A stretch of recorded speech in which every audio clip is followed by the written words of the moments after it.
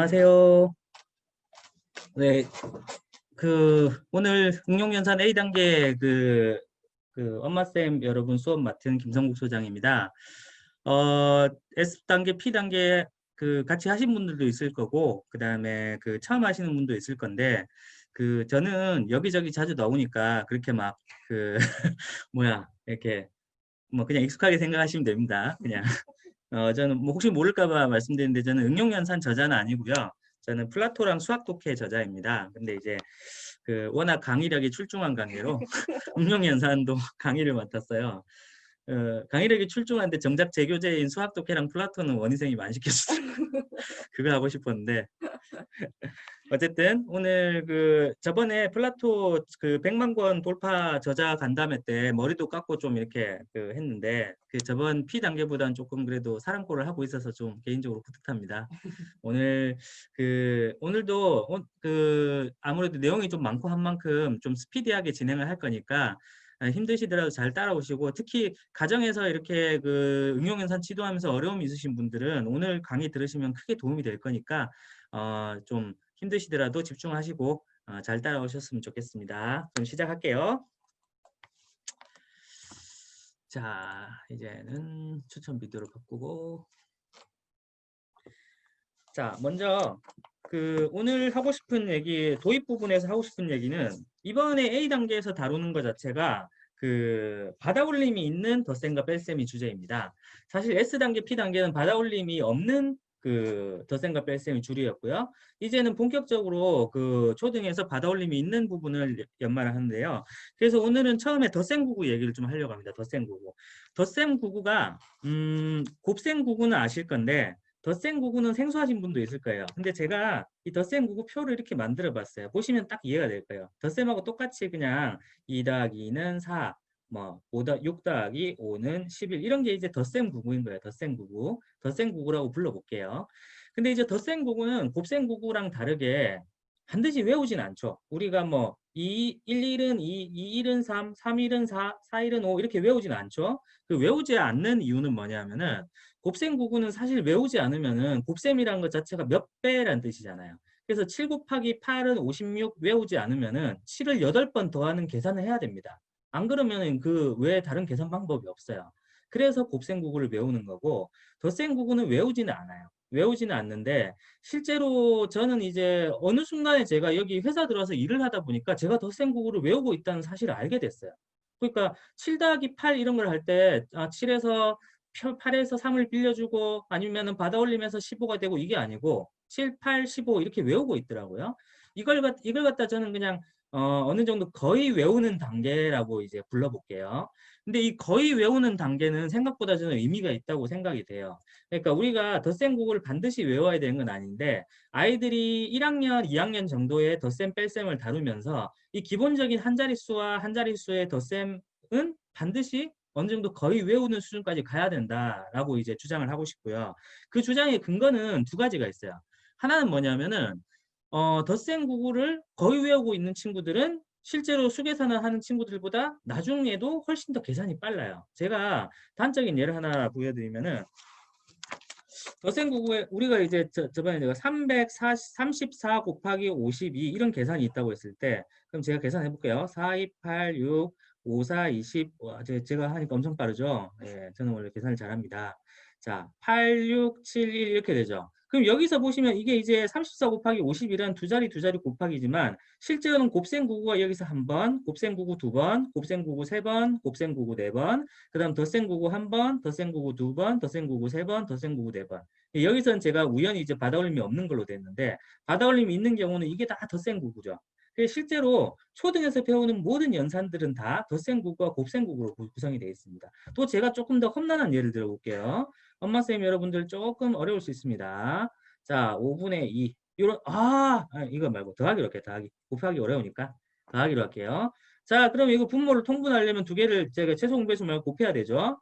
20이 되고 여기 3 곱하기 5 더하기 2 곱하기 4는 해서 20분의 15 더하기 8이니까 15 더하기 8은 20분의 23이 되죠. 자, 1과 20분의 3. 자, 이런 과정이 됩니다. 자, 여기서 보시면은 여기서 곱셈9구 사용됐죠? 곱셈9구, 곱셈9구. 그다음에 여기서 또 덧셈이 사용이 돼요. 여기서 5 더하기 8, 그다음 10의 자리 덧셈 사용되고 여기서 이제 이런 식으로 이런 분수의 계산에서도 사실은 곱셈9구와 덧셈9구만으로 다 계산을 합니다. 나눗셈도 마찬가지예요. 나눗셈도 곱셈9구와 덧셈의 역인 뺄셈으로만 하거든요. 자, 그래서 이런 계산들이 사실 덧셈9구를 다 만약에 어느 정도 거의 외우고 있는 수준의 친구들이라면은 이 과정 있죠. 이 과정. 이 과정이 남들보다 한 0.5초씩 더 빠르다고 생각을 해봐요. 그러면 이 계산은 학년이 높아질수록 점점 복잡해지거든요. 점점 복잡해지고 나중에 중등 가면 훨씬 복잡해지죠. 복잡. 자, 복잡해질 때 여기서 일단 시간상의 차이가 나요. 시간상의 차이가 나고 그 다음에 또 하나는 뭐냐면은 곱셈 구구를 그 혹시 잘 못 외우는 친구들 6, 5는 뭐지? 이랬을 때 모르겠는데 이런 친구는 있어도 6, 5를 6, 5, 31 이렇게 틀리게 외우는 친구는 잘 없죠. 무슨 말이냐면은 거의 외우는 거는 잘못된 답을 낼 가능성이 거의 없어져요. 그 말 그대로 이제 7, 8은 아무 생각 없이 15가 되니까 합이 7 더하기 8에서 받아 올리면 잘못해서 16으로 하는 경우가 거의 없어진다는 거예요. 그래서 덧셈 구구를 외워야 된다는 게 아니라 거의 외우는 단계가 됐을 때의 장점은 정확성과 속도에 있어서 반드시 어느 정도 이득을 보고 그 이득은 점점 누적돼서 고학년, 중등, 고등에 영향을 미친다는 겁니다. 그래서 저번 시간에 설명했던 그런 상위권 친구들은 이 곱셈구구나 덧셈구구 부분에 대해서는 거의 자기만의 방식으로 거의 암기를 하고 있는 경우가 많아요. 자, 그래서 일단 뭐 이런 예를 하나 들었고요. 자, 그러면 이제 덧셈구구를 뭐 외우지는 않는데 그러면 거의 어떻게 외우게 할 거냐라는 거에 있어서 물론 연산책들을 풀다 보면은 그 덧셈구구는 자연스럽게 어느 정도 외우게 되지만 제가 이제 하나 만들어 온 요게 있는데 덧셈구구를 외울 때는 조금 방식이 약간 달라요. 뭐냐면 곱셈구구는 우리가 단으로 외우잖아. 이걸 제가 단이라고 불러요. 이게 단이에요. 단, 1단, 2단. 곱셈구구는 이렇게 외웠지만 사실 덧셈구구는 이렇게 단으로 외우는 게 그렇게 의미가 없어요. 왜냐하면 그렇게 물어보는 경우도 없고 사실 이렇게 하기에도 좀 또 단에서 규칙이 너무 뻔하기 때문에 일시 커지기 때문에 단으로 외울 이유가 그다지 없습니다.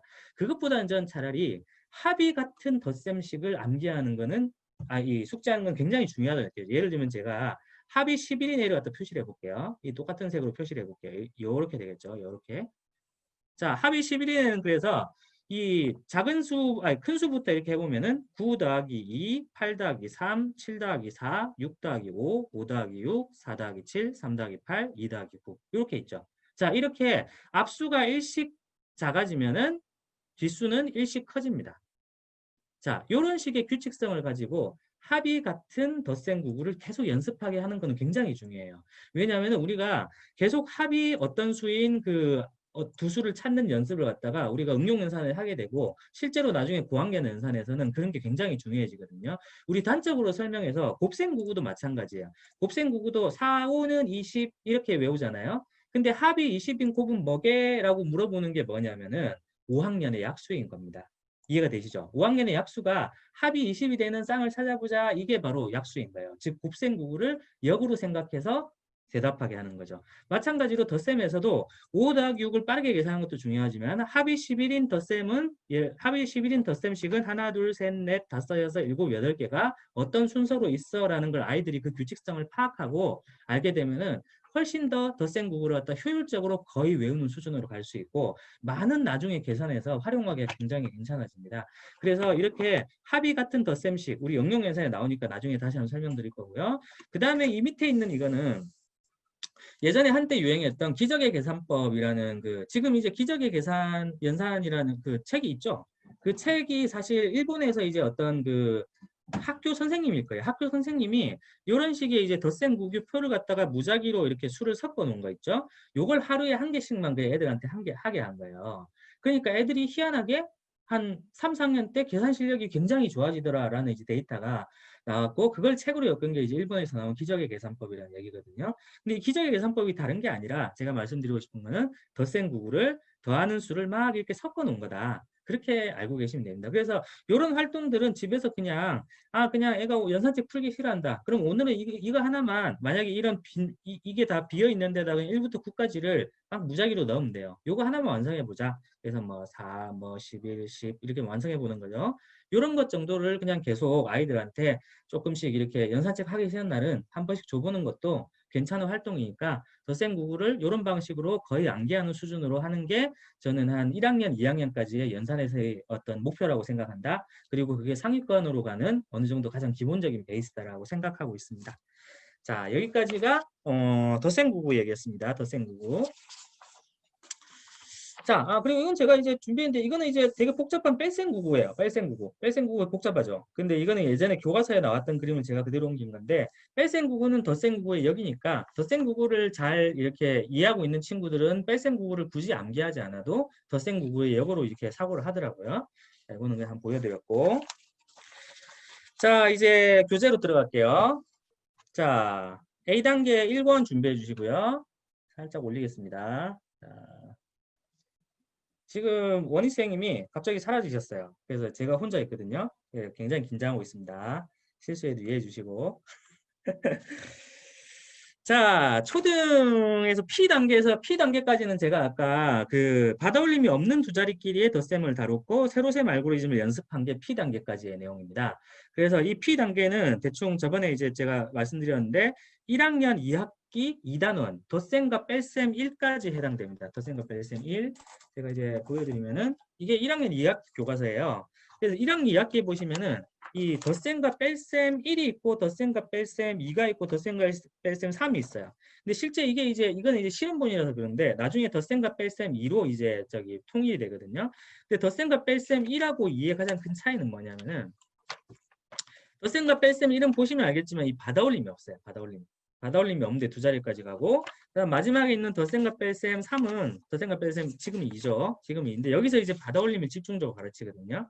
그래서 이 부분부터가 사실상 이것도 지금 이게 뭐죠? 아까 제가 보여드렸던 덧셈 구구표죠. 덧셈 구구표. 자, 덧셈 구구표고 자, 이 부분이 이제 뭐라고 해야 되냐면은 지금 현재 우리가 A 단계에서 다루는 내용이고 여기서는 이제 한 자리 더하기 한 자리 받아올림이 있는 거, 그 다음 10몇에서 몇을 빼는 뺄셈 구구까지만 다루는데 여기서 2학년 1학기 거 보여드릴게요.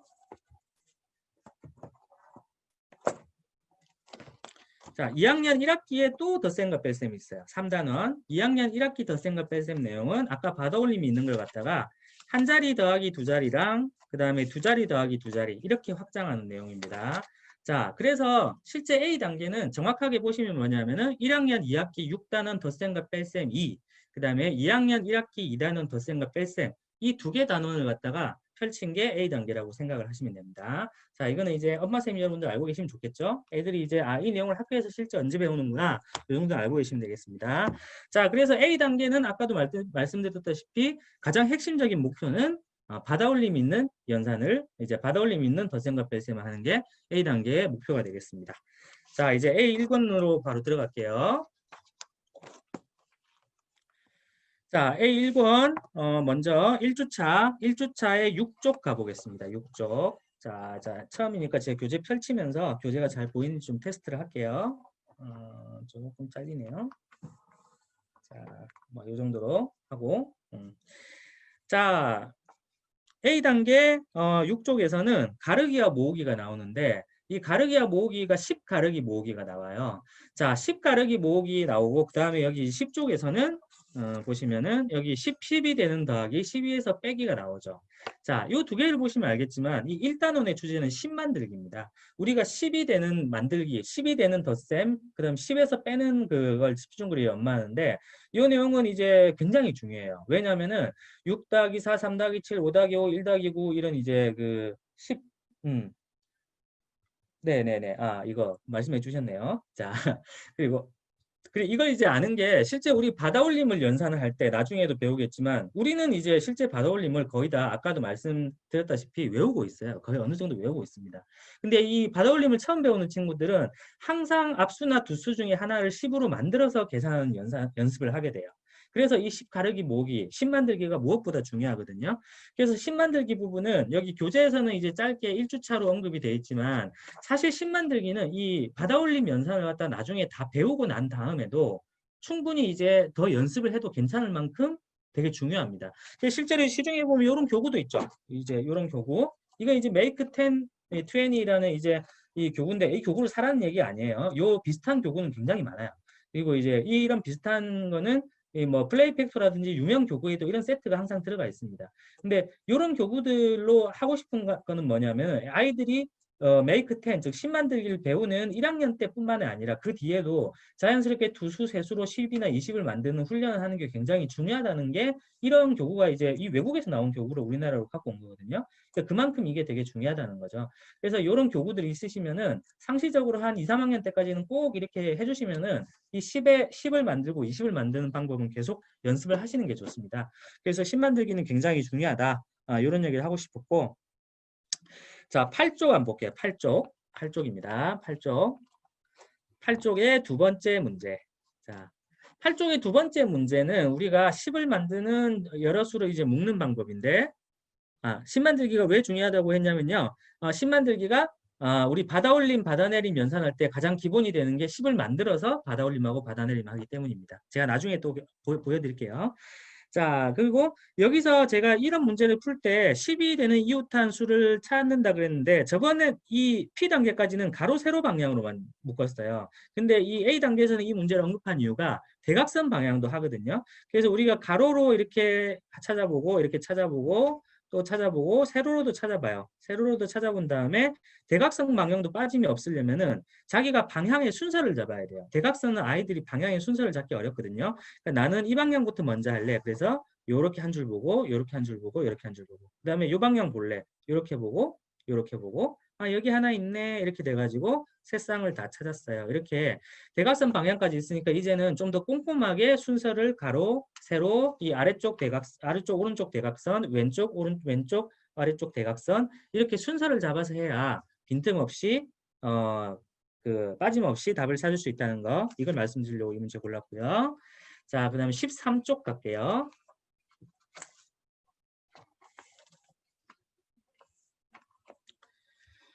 자, 13쪽에서는 그 3번 문제를 골랐어요. 자, 13쪽 3번 문제는 처음으로 어떻게 보면 좀 약간 어려운 느낌의 부등식 같은 느낌이 나오죠. 이걸 우리가 중등식으로 쓰면 5 더하기 x가 10 이렇게 딱 써버리니까 와, 이거 중학교잖아 이런 느낌이 확 들죠. 근데 이제 네모니까 이제 아닌데 어쨌든 이제 이런 느낌의 문제이기 때문에 부등호라는 거에 대해서 익숙하지 않은 친구들이 이 문제가 무척 어렵게 느껴질 수 있습니다. 자, 근데 이제 부등호가 예를 들어서 아이들이 이 정도는 알아요. 7이 5보다 크다. 이런 게 이제 부등식이다, 부등호의 쓰임새라는 걸 아는데 이렇게 식이 있는 부등식에는 익숙하지 않을 수가 있거든요. 자, 그래서 여기서는 그런 설명을 잘 해주시는 게 좋은데 일단 우리가 5에다가 어떤 수를 더했는데 그 수가 10보다 작대. 그러면 여기는 어떤 수가 들어가야 되지? 이렇게 우리가 부등호를 꼭 말로써 이게 설명해 주는 단계가 필요한 친구들이 있고요. 또 그 다음에 이 문제를 풀 때도 중요한 게 요거예요. 이 문제를 풀 때는 부등호를 갖다가 일단 등호로 생각하고 문제를 푸는 게 중요합니다. 예를 들어서 5 더하기 네모는 10일 때 네모는 얼마지? 이러면 우리가 예전에 네모에 들어가는 수는 구하는 방법을 뭐 수직선, 넣어보기, 개수 세기 이렇게 다양하게 이제 저희가 SP 단계에서 언급을 했죠. 어떤 방법이든 상관없이 5라는 걸 찾았어요. 이거는 5네. 그러면은 자, 5 더하기 5는 10이니까 이 수가 10보다 작아지려면 이 수는 5보다 어떻게 돼야 되지? 작아져야 될까? 커야 될까? 그러면은 10보다 작아져야 되면은 이게 5보다 작아져야 돼요. 그러면은 1, 2, 3, 4겠네요. 자, 그 중에 답이 있는 거는 4다. 이런 식으로 부등호를 갖다가 어려워하는 친구들한테 부등호의 의미를 등호에서부터 출발해서 바르게 알려주고 문제 상황을 갖다가 여기서 갑자기 속도가 탁 떨어지더라도 차근차근히 부등호의 의미를 알려주는 게 중요합니다. 여기서 초등 아이들이 일반적으로 우리가 중등식으로 푸는 5 더하기 네모가 10보다 작으니까 여기서 5를 넘겨서 빼기 5가 되고 이렇게 풀 수 없어요. 아이들은 이런 등식의 성질에 대해서는 거의 모릅니다. 그러니까 이 부분은 너무 욕심을 가지시면 안 되고요. 아까도 말했듯이 등호부터 차근차근히 푸는 게 중요합니다. 자, 그 다음에 18쪽 갈게요. 자, 18쪽은 제가 다른 말씀을 드리려는 게 아니고 저번에 제가 이제 계산 순서를 바꾸어 더하기가 왜 중요한지를 SP 단계에 계속 설명을 드렸는데 그거 갖다가 이제 여기서 어떻게 보면 잘 나와요. 우리가 똑같이 3 더하기 7 더하기 5가 있고 1 더하기 6 더하기 4가 있을 때 어떤 걸 우리가 10 만들기를 통해서 두 수의 합이 10이 되는 걸 거의 암기하고 있다시피 하면은 사실 이런 계산이 더 편하죠. 이렇게 앞에서부터 계산한 것도 이거 10이네. 10 되면 바로 여기 10이니까 그냥 10의 자리, 1의 자리 써주면 되는 거죠. 이것도 10이니까 이게 10이니까 10의 자리, 1의 자리 써주면 되니까 이렇게 순서를 보면 이거는 이것 두 개 먼저 더하는 게 편하고 요건 요것 두 개 먼저 더하는 게 편하죠. 그래서 이 10 만들어 더하기라는 나중에 이제 받아올린 덧셈을 연습하기 위한 교과의 내용인데 이 내용에서도 우리가 덧셈에서는 자기가 편의에 따라서 얼마든지 계산 수를 바꿔서 더할 수 있다라는 응용 연산의 일관된 메시지를 좀 느끼셨으면 좋겠다 해서 이 페이지를 말씀드렸고요. 자, 그다음에 20쪽 가볼게요. 자, 20쪽에 1번, 2번 문항도 여기서 보면 이거에 지금 그 주제가 그 10 만들기니까 사실상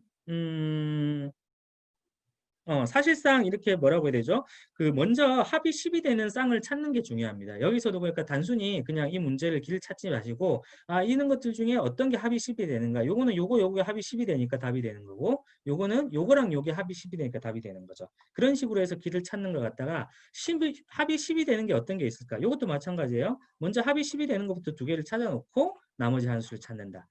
다음에 있는 그 단원에서는 이렇게 푸시면 안 됩니다. 여기 10 만들기 단원이니까 여기서는 합이 10이 되는 걸 계속 찾는 훈련이니까 그렇게 이제 가능한 겁니다. 자, 세수 이상 더하기는 10 묶어 10으로 묶어서 더하기 하는 아니요. 여기서는 이건 특수한 문제에서만 그런 거고 나중에 세수 이상 더하기에서도 계산 순서를 바꾸어서 더해도 상관없다. 필요에 따라서 그 정도만 알면 됩니다. 다 10으로 묶을 수 있는 건 아니죠. 자, 그다음에 2주차로 넘어갈게요. 2주차에 26쪽. 자, 26쪽 볼게요.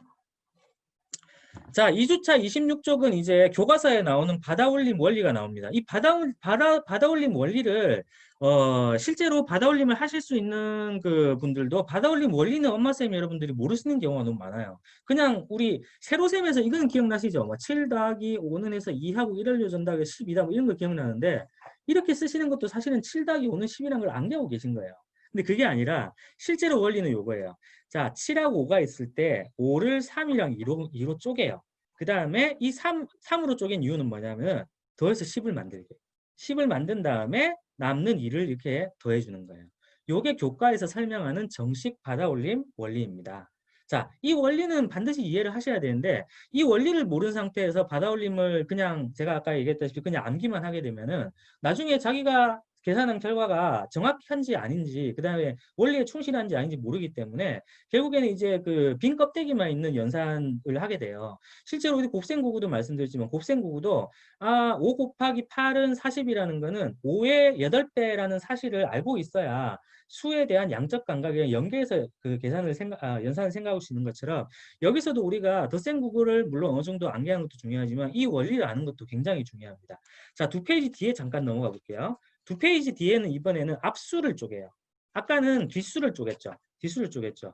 자, 앞에는 큰 수 더하기 작은 수니까 작은 수인 뒷수를 쪼갰고 2일차에서는 작은 수 더하기 큰 수니까 작은 수인 앞수를 쪼갰어요. 자, 일반적으로 이거는 이제 우리가 어떤 수를 쪼개가지고 뒤에 수를 10으로 만들려고 할 때 더 작은 수를 가르게 하는 게 편한 거예요. 왜냐하면은 더 작은 수를 가르게 할 수 있는 경우가 더 적거든요. 예를 들면 9를 가르게 하는 거는 1, 8, 2, 7, 3, 6, 4, 5 이렇게 많지만 4를 가르게 하는 거는 3, 1, 2, 2 이렇게밖에 없죠. 그러니까 가르게 하는 경우가 훨씬 적으니까 작은 수를 가르게 하는 게 유리한 겁니다.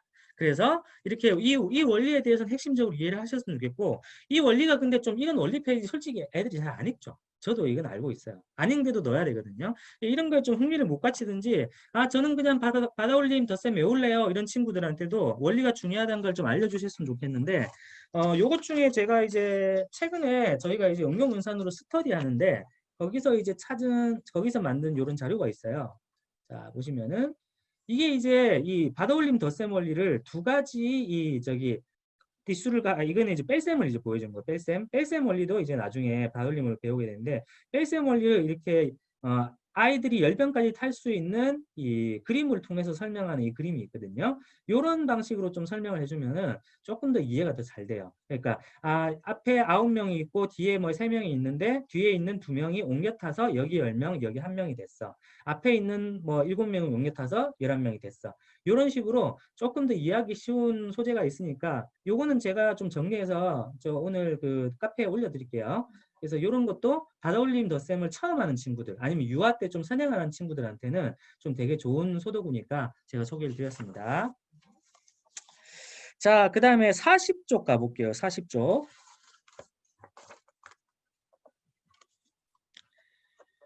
자, 40쪽도 역시 마찬가지로 제가 이 부등식을 또 골랐어요. 그러니까 보시면 제가 문제가 중요하다 이런 것보다 문제가 좀 어려울 것 같은 걸 많이 골랐습니다. 이 뭐냐면은 문제를 아무래도 갑자기 아이들이 빡 풀다가 살짝 좀 생소하거나 어려운 게 나오면은 응용 연산에서는 아무래도 확 막히는 경우가 좀 있어요. 그 부분을 좀 같이 뚫어보려고. 자, 이 문제도 아까 제가 설명을 했죠. 다시 한번 강조드리는데 먼저 등호 위주로 생각을 해라. 자, 결국에는 7을 하고 더하기 네모했을 때 12가 되는 것부터 먼저 찾는 거죠. 7 더하기 네모했을 때 12가 되는 건 뭐지? 1, 2, 3, 4, 5 넣어보니까 5다. 그러면은 자, 다시 한번 제가 풀어드릴게요. 7 더하기 5를 했을 때 12가 되니까 12보다 크려면은 이 계산값이 12보다 크려면은 네모의 값은 5보다 커야 될까? 작아야 될까? 커야 돼요. 커야 되죠. 그럼 커야 되는 수 중에서 1부터 9까지의 수라고 했으니까 6, 7, 8, 9 이렇게 찾는 거죠. 자, 이런 방식으로 푸시면 되고 자, 4번 문제도 비슷한 문제인데 차이가 있죠. 4번 문제는 그 수들을 1부터 9까지 수 중에서 찾으라는 게 아니라 여기에 조건에 맞는 수 중에 가장 큰 수를 구해봐라. 역시 구하는 방법 같고 여기서는 이제 조금 어려워졌죠. 여기서는 두 개의 조건에 다 맞는 걸 찾아야 되죠. 그러면 13에서 이게 이제 같으면 7이니까 7보다 작은 수니까 1부터 5까지의 수가 되고 이건 10이니까 4보다 큰 수가 들어가야 돼요. 그래서 이거는 5에서부터 쭉 들어가니까 공통되는 수는 5가 된다. 뭐 이런 식으로 이제 문제를 풀 수가 있는 거죠. 자, 부등식을 풀 때는 우선 등호를 먼저 생각해서 네모에 알맞은 같아지는 값을 먼저 구한 다음에 그 수부터 커지는지 작아지는지 그렇게 먼저 차근차근 생각해서 풀면 되겠습니다. 자, 3주차로 갈게요. 자, 3주차 46쪽. 자, 46쪽이 제가 아까 덧셈구구에서 강조드렸던 합이 같은 두수 구하기입니다. 자, 합이 같은 두수 구하기. 왼쪽에선 다 보면 합이 13인 애들을 구하고 있어요. 해보면 여기가 4, 9가 되고 여기가 5, 8이 되고 여기가 6, 7이 되고 그래서 앞에 수는 점점 일씩 커지고 뒤에 수는 점점 일씩 작아지죠. 자, 여기서 덧셈에 되게 중요한 법칙을 하나 알 수 있어요. 두 수를 더할 때 앞에 수가 1 커지고 합이 같은 덧셈식에서 뒤에 수는 그러면 1이 작아진다. 앞에 수가 2가 커지면 뒤에 수도 1이 작아진다. 이런 규칙성을 이 식을 만들면서 발견할 수가 있어요. 그래서 항상 이걸 순서대로 쓰는 게 중요합니다. 자, 순서대로 9, 7 여기서 우리 이걸 일씩 크게 해보자. 이걸 마음대로 찾으면 제가 마음대로 찾아볼게요. 4, 8, 뭐 예를 들면 이거 1부터 9까지니까 9, 3, 5, 7 이렇게 찾으면은 이게 어떤 식을 빠뜨릴 가능성이 매우 높겠죠. 이렇게 찾으면은. 이렇게 찾는 것보다 제일 작은 값. 우리가 그러면은 이게 9까지니까 3 더하기 9가 제일 작은 값이에요. 그부터 한 다음에 이걸 일씩 커지게 하고 이건 일씩 작아지게 하면서 4, 8, 5, 7, 6, 6, 7, 5 그 다음에 8, 4, 9, 3 이런 순서로 완성해 보면은 합이 12인 덧셈식 나 왠지 이거 이렇게 쓰다 보니까 이 규칙성을 아니까 이것만 딱 알게 되면 그 다음에 7개가 자르르르 나오게 되는 거죠. 이런 식으로 거의 암기해 갖고 한 방식으로 합이 10 몇인 어떤 덧셈 구구로 갖다가 어느 정도 숙지할 수 있고 이런 식으로 어떤 우리가 합을 찾아내는 게 나중에 좀 더 어려운 문제에서도 많이 활용이 되는데요. 나중에 합차가 주어진 문제를 풀 때도 이게 활용이 된다는 거. 자, 이건 그때 가서 또 말씀드릴게요. 자, 그 다음에 57쪽 가볼게요.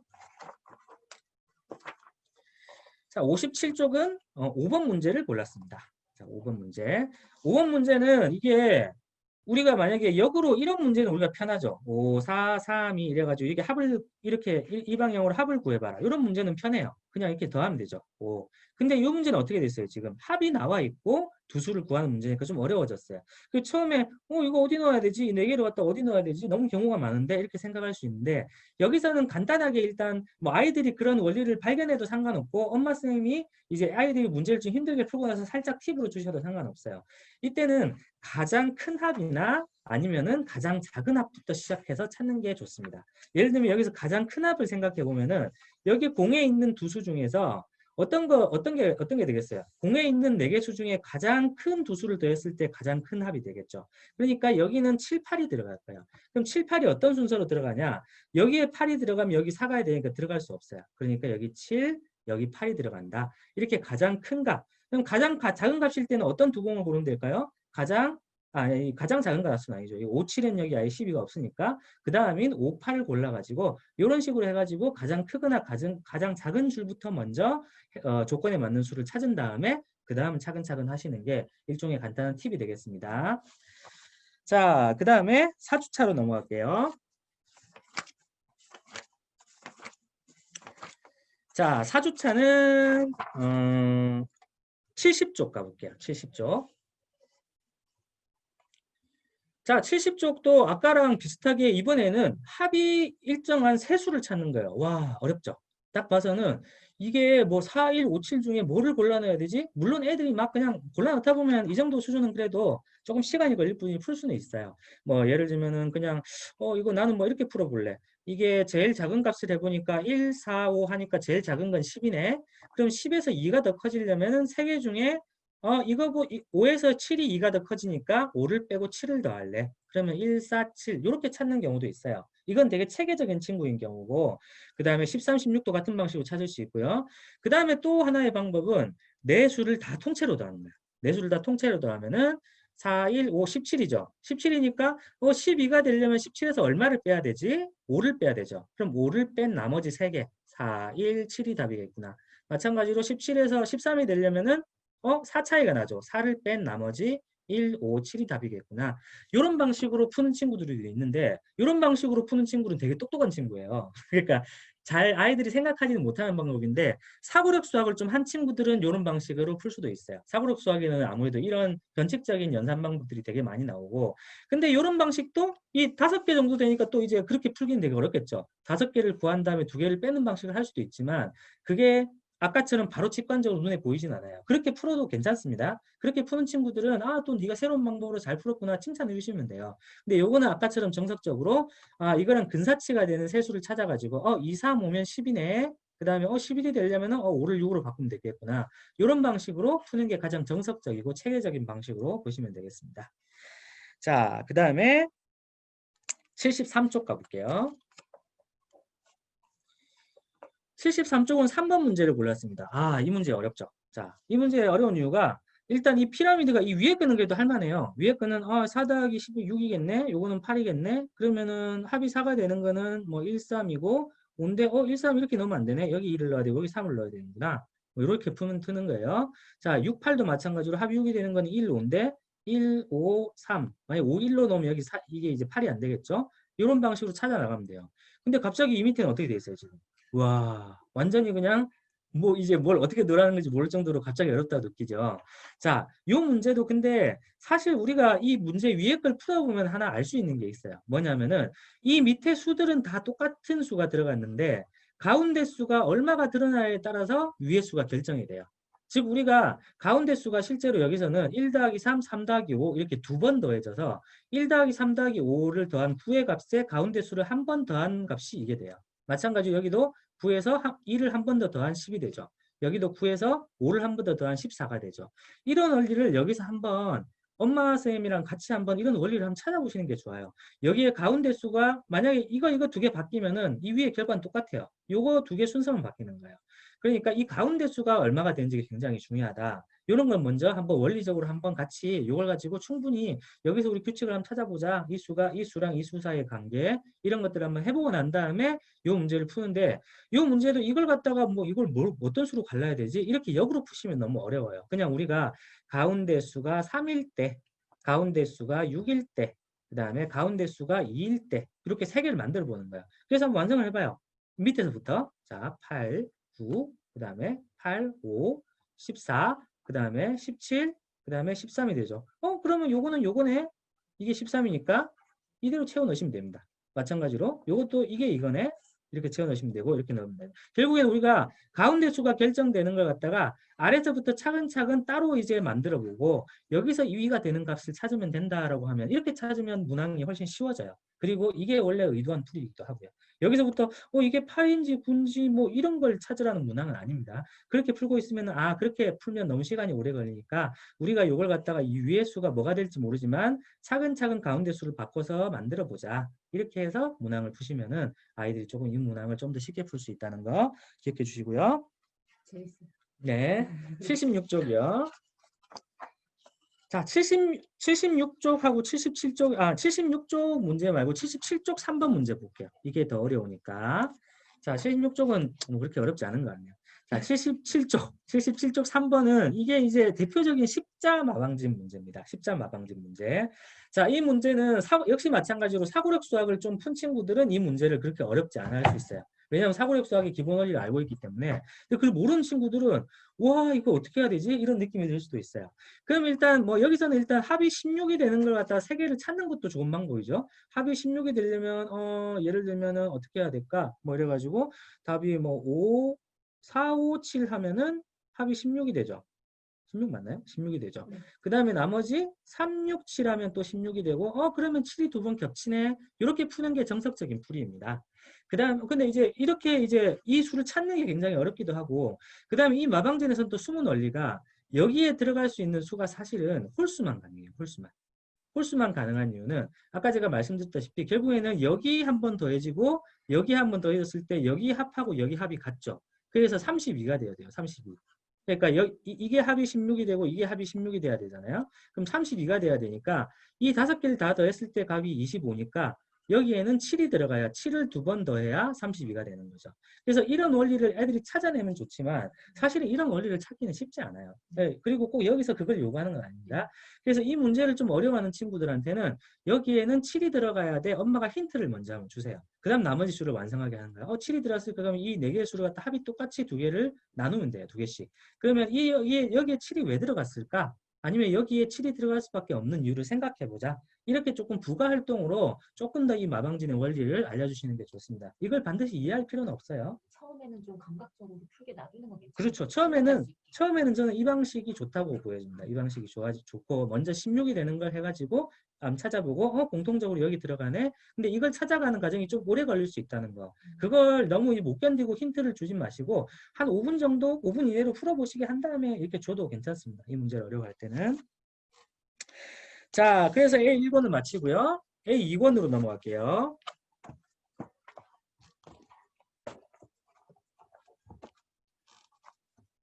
자, A2권입니다.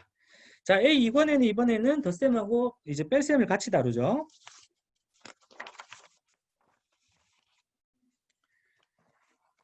자, 6쪽 볼게요. 6쪽하고 10쪽 같이 볼 겁니다. 이번에는 뺄셈의 그 교과 원리가 나옵니다. 네네, 아까 대답하셨네요. 저거는. 자, 뺄셈의 원리가 나오는데 자, 이것도 역시 마찬가지로 엄마쌤 여러분들은 처음 보시는 분들은 정말 뺄셈을 이렇게 가르쳐라고 놀라실 거예요. 근데 실제 교과에서 정확하게 이렇게 가르칩니다. 자, 뺄셈은 완전히 두 가지 다른 방법을 가르치거든요.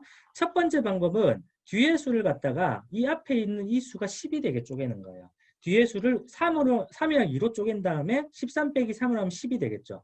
그 다음 10 빼기 2를 하면 8이 되겠죠. 이 계산은 왜 쉬우냐면은 우리가 앞에서 10만 되기를 충분히 했기 때문에 쉽다고 보는 거예요.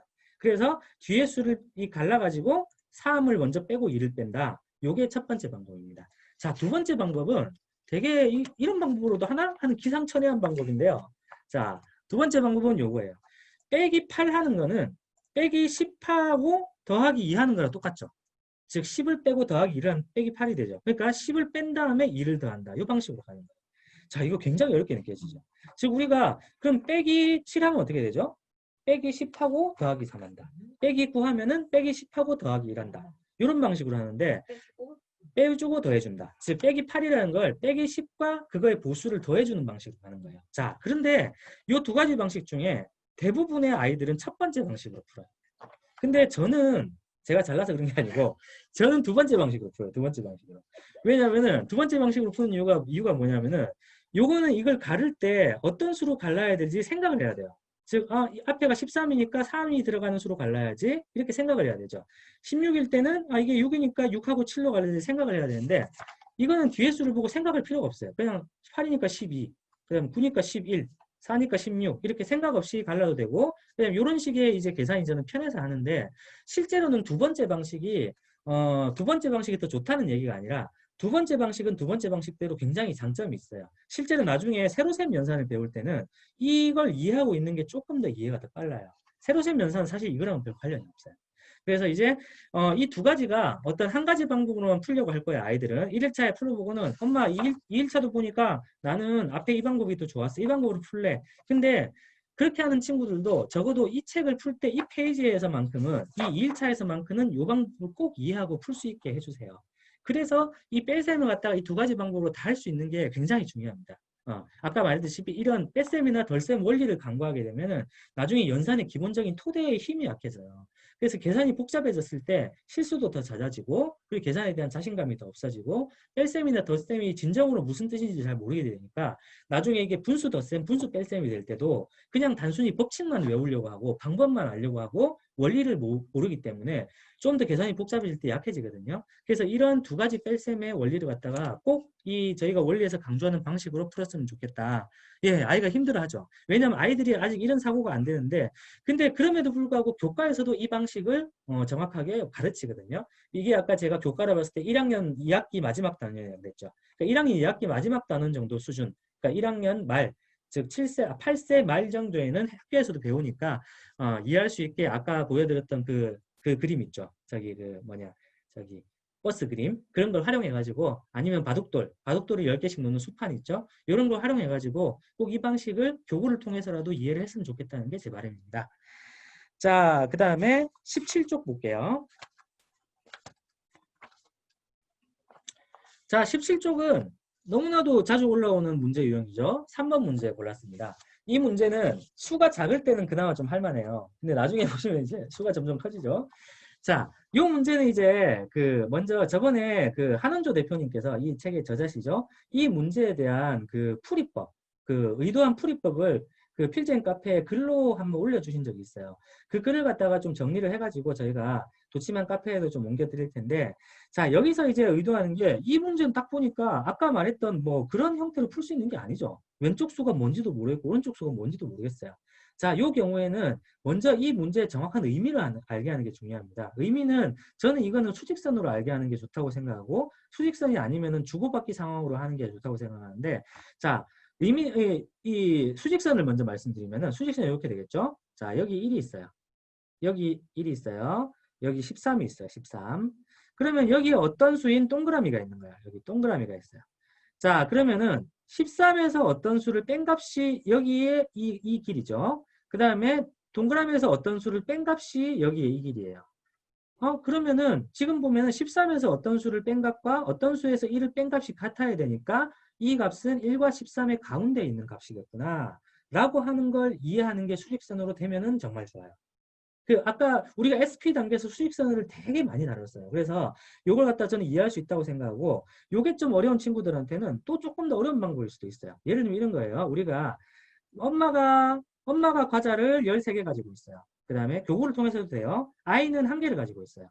자, 그러면은 너랑 나랑 가지고 있는 개수를 똑같이 한번 만들어 볼까? 이랬을 때 몇 개를 주면 될까라는 방식으로 할 수가 있어요.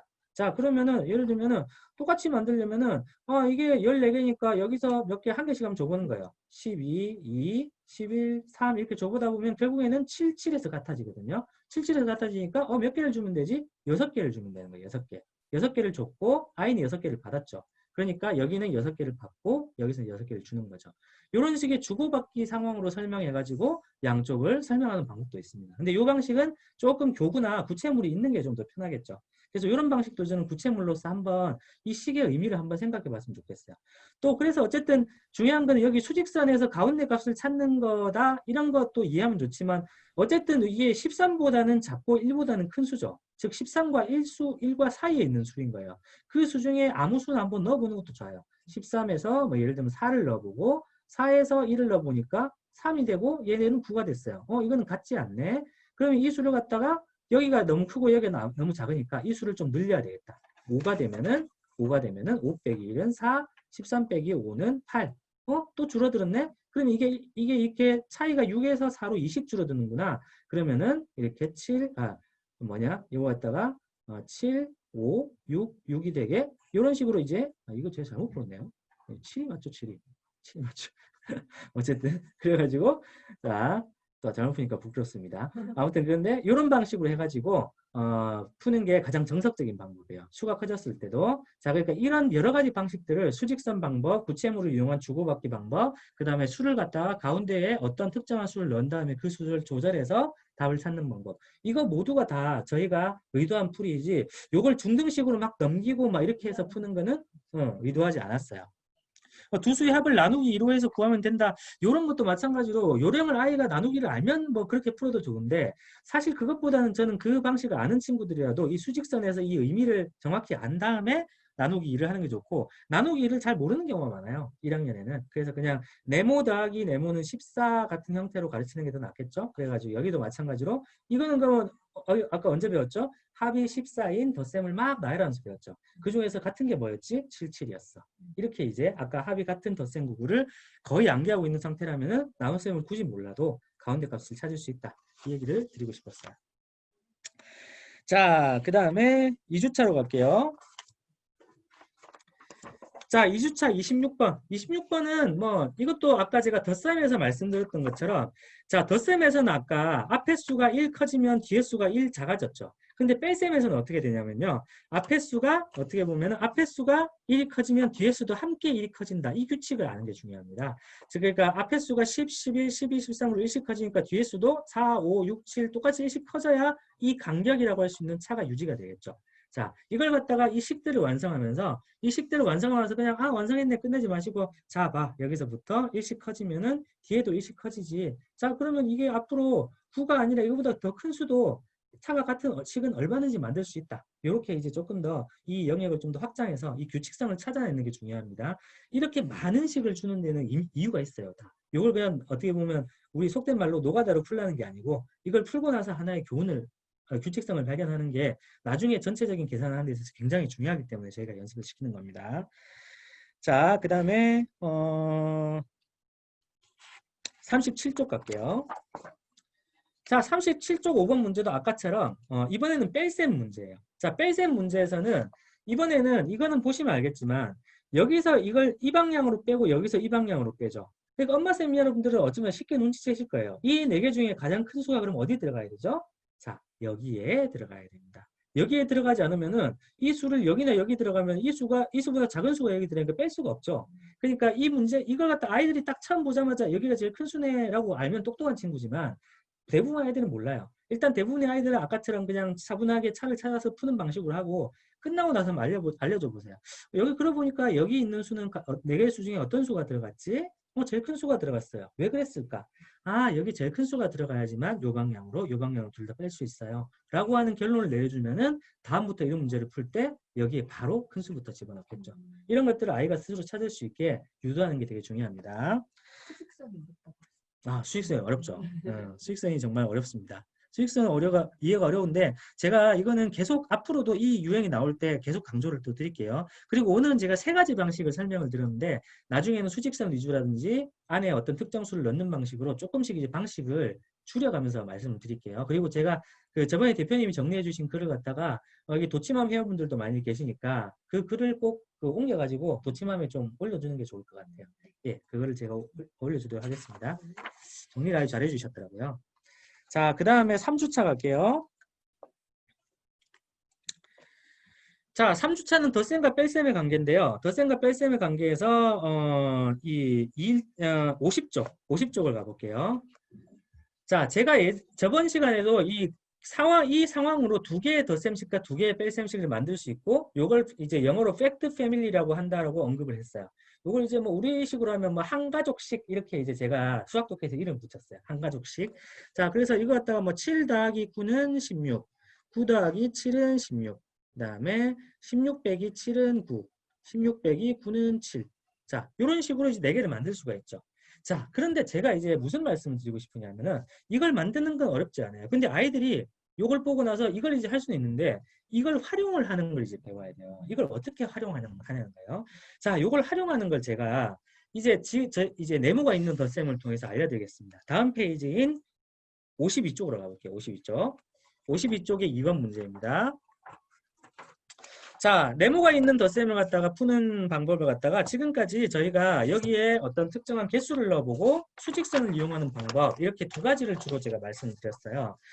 예를 들면 지금 여기서는 4 더하기 네모는 11이라는 걸 구하고 있잖아요. 자, 그랬을 때 그전에는 그냥 1부터 차근차근 넣든지 아니면 근사치를 넣어서 7 정도 들어가면 되고 한 번씩 넣어서 답을 찾는 거랑 수직선을 이용해 가지고 4에다가 어떤 수를 더해서 11이 되는데 그럼 4에서 11까지 가려면 몇 칸을 더해야지? 5, 6, 7, 8, 9, 10, 11 7칸을 가야 되니까 더한 수는 7이야. 이렇게 수직선을 이용하는 방법을 P단계까지는 주로 설명을 드렸어요. 자, 이 두 가지 방법, 즉 개수를 이용하는 방법, 하나씩 더해가는 방법, 그 수직선을 이용하는 방법. 자, 이 두 가지 방법이 P단계고 이 방법은 여전히 수가 작을 때는 유효합니다. 근데 수가 클 때는 더 이상 이런 방식으로 못 풀겠죠. 너무 어렵죠. 그렇다고 해서 또 이걸 방정식으로 풀자니 방정식은 아까도 말했듯이 초등에 그렇게 권장하는 방법이 아니에요. 나중에 배우면 그렇게 풀면 됩니다. 자, 그러면 여기서는 아까 팩트 패밀리를 활용하는 거예요. 자, 먼저 제가 팩트 패밀리에서 4 더하기 7은 11에 대한 팩트 패밀리 식을 갖다가 4개를 다 써볼게요. 7 더하기 4는 11. 자, 그 다음에 11 빼기 4는 7. 그 다음에 11 빼기 7은 4. 자, 그럼 여기서 우리 구하려고 하는 값이 7이니까 제가 7에다가만 다 네모를 해볼게요. 7에다가만 네모를 해볼게요. 7에다가 네모를 한 다음에 7을 지워버렸어요. 안 보이게 지웠다 칠게요. 자, 그러면 뭐가 보이시나요? 자, 우리가 4 더하기 네모는 11이라는 문제에서 이걸 구하기 위해서는 같은 팩트 패밀리에 있는 뺄셈식을 생각하면 돼요. 그러면 여기 있는 네모가 여기서는 뒤에 있는 이 답이 되죠. 11 빼기 4는 이 네모가 되는 거죠. 팩트 패밀리에서 이런 덧셈은 이걸로 바꿔서 풀면 돼요. 마찬가지로 7 더하기 4는 11은 이렇게 바꿔서 풀면 되죠. 자, 이 방식으로 푸는 게 사실은 그 식을 넘겨서 푸는 거랑 어떻게 보면 같지만 이 4개의 식을 자유자재로 변환할 수 있다 그러면은 사실은 4 더하기 7은 11을 갖다가 11 빼기 4는 7이라는 거랑 의미가 같다는 걸 이용해서 푸는 방식이 아까 말했던 이 방식이고 이 방식을 푸는 거는 아까 앞 페이지에 있던 이 팩트 패밀리를 갖다가 충분히 연습을 해서 할 수가 있다는 겁니다. 자, 그러니까 우리가 이 세수가 있잖아요. 이 세수가 있으면 이 세수의 관계로 만들 수 있는 4가지 식을 만드는 연습을 하는 게 이만큼 중요하고 이 세식을 만드는 이 4식을 만드는 연습을 하고 나면은 이런 식의 네모가 있는 덧셈, 뺄셈 문제도 마찬가지로 이 팩트 패밀리를 활용해 가지고 푸는 3번째 방법을 익히게 되는 겁니다. 그리고 앞으로는 이 방식으로 주로 네모가 있는 덧셈을 해결해야 되거든요. 그래서 이걸 갖다가 그럼 여기를 갖다 정리해 보면은 4 더하기 네모는 11은 같은 팩트 패밀리인 11 빼기 4는 네모니까 11 빼기 4는 7이야. 이렇게 풀고 네모 더하기 4는 7이 이건 이제 두 개 위치만 바뀐 거죠. 위치만 바뀐 건데 제가 이것도 똑같이 이렇게 풀면 돼요. 그 다음에 11 빼기 7은 11 빼기 네모는 4라는 뺄셈식은 마찬가지로 이것도 실제로 이걸 갖다 덧셈으로 바꿔서 푸는 게 아니라 이것도 이 뺄셈식으로 이것과 이거의 위치를 바꿔가지고 풀 수 있다는 걸 팩트 패밀리를 통해서 알게 되는 겁니다. 그래서 결국에는 다 이걸로 풀 수 있게 돼요. 요 3개의 네모가 있는 덧셈식 2개, 네모가 있는 뺄셈식 하나를 전부 다 이걸로 바꿔서 풀 수 있게 되는 거죠. 자, 이런 연습을 A 단계에서는 앞으로도 꾸준히 하거든요. 그러니까 계속 보시면서 제가 또 이런 방법을 풀어야 된다는 걸 언급을 하시면 됩니다. 안녕. 자, 그 다음에 자, 이 문제는 저번에도 말씀드렸다시피 이걸 갖다 이제 나중에 이제 이 두 식을 더하고 두 식을 빼고 하는 방법이 나중에 A 3, 4번에 나오니까 그 방식은 그때 나오면 다시 말씀드리고 여기서는 제일 좋은 방법이 아까 제가 말씀드렸죠. 합이 11이 되는 덧셈에 대해서 우리는 계속 연습을 했어요. 합이 11이 되는 덧셈 연습을 했죠. 뭐였어요? 작은 수부터 보면 2 더하기 9, 그 다음에 3 더하기 8. 이게 이제 이 합이 같은 수를 어느 정도 숙지를 하면 이게 간단하다는 거예요. 6 더하기 5. 자, 요것 중에서 그러면은 쓰다 보면은 이 차가 1이 되는 걸 발견하면 되죠. 차가 1이 되는 거는 6과 5네? 그러면 6과 5. 이렇게 쓰면 끝나는 일이에요. 자, 마찬가지로 이것도 합이 14인 덧셈을 찾다가 그 중에 합이 14인 덧셈 중에서 아까 우리가 4, 9, 아니에요. 5, 9죠. 5, 9, 6, 8. 인데 5, 9에서 이게 차가 4가 4네? 9, 5 이렇게 찾은 구간이죠. 자, 이거는 이렇게 수가 작을 때 우리가 덧셈 구간으로 해결할 수 있을 때 이 방식 푸는 게 제일 좋습니다. 이 방식 푸는 게 제일 좋고 그다음 합차 두 식의 어떤 차를 이용해서 푸는 방법은 제가 나중에 A 3권이었나 4권? 그쪽에서 나오면 다시 한번 알려드릴게요. 자, 이렇게 하고요. 4주차는 뭐 제가 중요한 부분이 없어서 넘어갈게요. 자, 넘어가고 A 2까지 했으니까 저희가 한 3, 4분만 좀 쉬고 11시 30분, 11시 30분에 다시 시작할게요. 11시 30분에 다시 뵙겠습니다. 민수진님? 민수진님 제가 아는 분인데 혹시 제가 아는 그분 맞나요? 아닌가? 조경희 님도 되게 익숙한 이름인데? 아니, 그냥 동명이인이시겠죠? 아, 수업 끝나고 좀 설명해 드릴까요? 네, 수업 끝나고 그러면 12시 이후에 제가 조금 더 시간을 내 가지고 다시 설명을 드리겠습니다. 네. 이게 저기 제가 이거 진행을 해보니까 SP 단계도 그렇고 A 단계도 그렇고 시간이 좀 모자라요. 4권을 하기에. 그래서 처음부터 그냥 아예 1시간짜리 2권으로 할 걸 그랬나 이런 생각이 드는데 일단 제가 일정이 잡혀가지고 이번 타임에는 이렇게 진행을 하고 다음번에 제가 진행하게 되면 조금 더 시간 여유를 좀 더 줘야 될 것 같아요. 생각보다 이게 강의할 내용이 굉장히 많더라고요. A부터 그렇죠. 저도 이번에 교재를 다시 싹 풀었거든요. 근데 SP를 푸는 속도보다 A를 푸는 게 2배 걸렸어요. 근데 제가 지금 B단계 풀고 있는데 B단계는 차라리 곱셈은 빨리 되더라고요. 곱셈은 외우고 있어서 그런지 좀 빨리 되는데 하루에 몇 시간을 수학에 투자한다라. 글쎄요. 1학년이라 그러면은 저는 유아 단계에서는 일단 처음에 5분으로 시작하는 게 맞다고 생각해요. 5분이 너무 짧죠. 아주 어렸을 때. 4세, 5세 때는. 그래서 그게 5분에서 15분 정도로 느리는 게 유아 단계에서 당면 과제라고 보고 학교 들어가서부터는 최소 30분 이상은 해주는 게 바람직하다고 보고 저는 그래도 뭐 1시간, 2시간 하는 친구들도 많아요. 근데 어쨌든 2시간을 넘기는 거는 좀 힘들지 않을까? 저는 그렇게 생각을 합니다. 근데 어쨌든 목표는 30분으로 잡으세요. 목표. 30분. 30분을 갖다가 잡으시고 30분을 예를 들면 하루에 뭐 2가지 정도 해가지고 연산 15분, 뭐 15분 이런 식으로 잡으시다가 그걸 차근차근 늘려가서 고학년 때는 1시간대에 진입해보고 저는 섞어서 하는 게 나을 수 있고 한 가지 근데 저는 2가지 다 장단점이 있는데 매일매일 꾸준히 하는 걸 습관을 들이시고 싶으시면은 나눠서 하는 게 낫고 아니면은 이제 섞어서 하는 게 좋은데 섞어서 하는 걸 힘들어하는 친구도 많이 있죠. 그러니까 이거는 장단점이 딱 있어요. 네네네. 다 합친 시간입니다. 연산, 도형, 사고력, 교과. 그러니까 최소 30분 이 정도로 일단 구세는 연산 하루치, 플라톤은 3일치 이렇게 하고 있습니다. 뭐 매일매일 꾸준히 하는 거 좋은데 근데 또 아이들이 뭐 한 아주 어릴 때니까 뭐 7일 내내 하고 이런 거는 또 바람직하지 않을 수는 있어요. 그래서 뭐 제가 볼 때는 뭐 일주일에 한 최대 5일? 최대 5일이나 6일 정도 하고 한 3, 4일 정도만 해도 그러면서 점차 늘려가는 게 중요하지 1학년 때 사실 공부해야 되는 양이 그렇게 많지는 않아요. 그러니까 너무 욕심 가지지 마시고 조금씩 느린다고 생각이 드세요. 조금씩. 근데 처음부터 1학년한테 2시간 하자 이러면은 뭐 이제 그렇죠. 굉장히 특이한 방법을 특이한 방법을 하네요. 특이한 방법을 하는데 근데 저는 또 이게 나름대로는 또 재밌는 방법 같아요. 요 방식에 대해서는 제가 어떻게 해야 될까요? 제가 아까 얘기했던 그 2가지 그 연산 방법 있죠? 그 연산 방법이 교과서에 나오는 방법이 일단 기본이라고 좀 강조를 하셨으면 좋겠어요. 그 기본을 안 다음에 자기만의 방식을 하는 게 맞거든요. 기본을 알게 되고 나면은 자기만의 방식이랑 아이가 비교를 해야 돼요. 그래서 자기만의 방식에서 많이 틀리고 기본으로 풀었을 때 많이 틀리지 않는다라는 경험을 아이가 하게 하는 게 좋습니다. 네. 네, 저도 조금씩 꾸준히 하는 게 맞고 그 시간을 조금씩 늘려가는 게 좋다. 자, 이제 그 후반기 수업 시작할게요. 자, 후반기 수업에서는 제가 사실 활동을 준비를 했어요. 활동을 준비를 했는데 오늘도 시간이 많이 늘어지는 관계로 활동을 하지 말까 이 생각을 하다가 그래도 간단하게라도 해보자. 그래서 그냥 짧게 숫자 카드로만 할 수 있는 활동을 원희쌤이랑 한번 진행을 해볼게요. 이건 숫자 카드예요. 숫자 카드. 숫자 카드는 필지엠에 올라와 있는 이 숫자 카드를 오려서 쓰셔도 되고요. 그 다음에 교과서 뒤쪽에도 숫자 카드가 있어요. 그 다음에 저희 교구 중에 하나인 트랜스 넘버 이런 거에도 나무로 된 숫자 카드가 있고 얼마든지 활용하실 수 있어요. 이거는. 자, 숫자 카드가 있으면은 자, 제가 어떻게 하는지 보여드릴게요. 자, 뭐 이거는 이게 9고 이게 6이죠. 네. 먼저 하고. 자, 그러면은 제가 합이 어떤 수가 되는 걸 한번 불러볼게요. 그러면은 나방나무 출격. 네.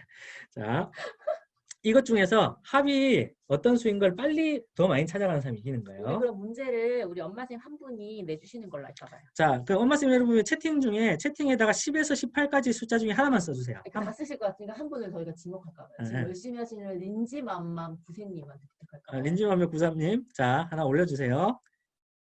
제가 올려주시죠. 자 올려주세요. 자 시작했어요. 네네. 자, 잠깐만 나 놓쳤는데. 자 17이죠. 17. 17입니다. 17. 17로 하실 거예요? 자, 전 13으로 했어요. 13은 닌지만만 고생님이 아, 그러네요. 아니에요. 맞네요. 자, 그럼 다시. 네. 그럼 13으로 다시 해볼게요. 네. 13으로. 자, 하나, 둘, 셋. 아,